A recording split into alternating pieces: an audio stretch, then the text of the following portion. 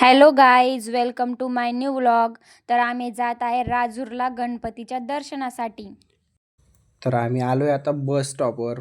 आमची बस खूप उशिरा येणार होती, तर 1 तास आम्हाला तिथंच थांबावं लागलं. बघा, हे आहे आपला जालन्याचा बस स्टॉप. बघा, ही आजीसोबत थोडी सेल्फी वगैरे काढत होतो. आजी तर खूपच लाजत होत्या बघा. तर फायनली आमची बस पण आली आता. तर चला आपण राजूरकडे निघूया. चला, पावसाचं वातावरण पण झालेलं होतं. आजी स्माईल करत होते खूप. आजीला बोललो की तुमचा फोटो काढतो का बघा. आजीने कसं डोक्यावर पदर घेऊन smile दिली. त्यात आमची बस गळायला लागली बघा. आता गुरु बस गळायला लागली. ते सीटवरून बाबा उठून उभे राहिले, त्यांना आम्ही आमची सीट दिली बघा.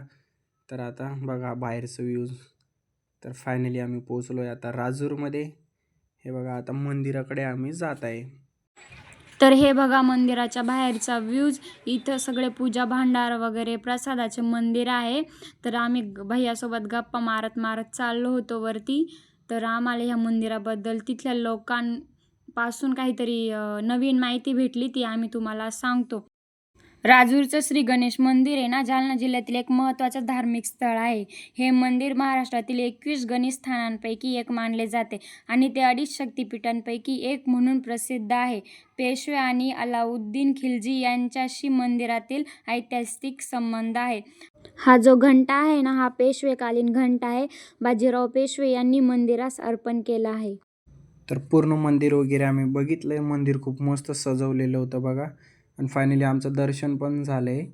पहिले प्रांजलने दर्शन करून घेतलं, मग नंतर मी गेलो दर्शनासाठी. बघा, मूर्ती बाप्पाची एकदम मस्त सजवलेली होती बघा तिथं. बघा किती अट्रॅक्टिव्ह वाटते. मंदिर पण मस्त आहे एकदम. त्यात प्रांजल थोडी बसली होती, आराम करत होती. दर्शन वगैरे झालं आमचं. आज चला आता बाहेर जाऊया मंदिराकडे दुसऱ्या. बघा, हे गणपती मंदिराच्या शेजारचं मंदिर म्हणजेच महादेवाचं मंदिर. तिथल्या त्या महादेवाच्या मंदिराच्या पुजाऱ्याकडून आम्हाला त्या मंदिराबद्दलची काही माहिती झाली, आम्ही ती तुम्हाला सांगतो.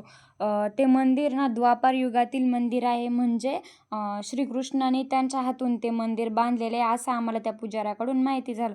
बघा किती मस्त सजवलेलं आहे ते मंदिर. आतमध्ये त्यांनी काहीतरी पूजा वगैरे मांडली होती आणि खूप गर्दी असल्यामुळे ते आम्हाला त्यांनी दर्शनासाठी जाऊन नाही दिलं, तर आम्ही बाहेरूनच दर्शन घेतलं. बघा किती मस्त दिसतंय मंदिर. आणि हे शेजारी मंदिर आहे ते अन्नपूर्णा देवीचं मंदिर आहे. आम्ही त्याचं पण दर्शन केलं. आणि हा मंदिराचा व्ह्यू बघा किती मस्त दिसतोय. हा त्या एंट्री गेट वरती मोठा झेंडा लावलेला होता. हे बाहेरून मंदिर किती मस्त दिसतंय. हे जे दिसतं ना, ते भक्तांना जाण्यासाठी सावलीसाठी वगैरे त्यांनी सभामंडप वगैरे केलेला आहे.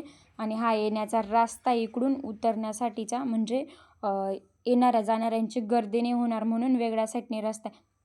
आता आम्ही मंदिराच्या खाली उतरलो आहे. हा मंदिराचा फायनली बाहेरचा व्ह्यू आहे. तिथं खाली म्हणजे अशी प्रथा आहे की ना, ज्यांनी नवीन वगैरे गाड्या घेतल्या की ते तिथं पूजनासाठी वगैरे घेऊन जाता मंदिराच्या दर्शनासाठी. तर फायनली आमचं दर्शन झालंय आता. प्रांजल रुसून बसली होती साबुदाणा वड्यासाठी, पण तिथं काय तो नव्हता, म्हणून आम्ही निघालो घराकडं. तर गाईज, ब्लॉग चांगला वाटल्यास लाईक करा, शेअर करा, सबस्क्राईब करा. थँक्यू, धन्यवाद.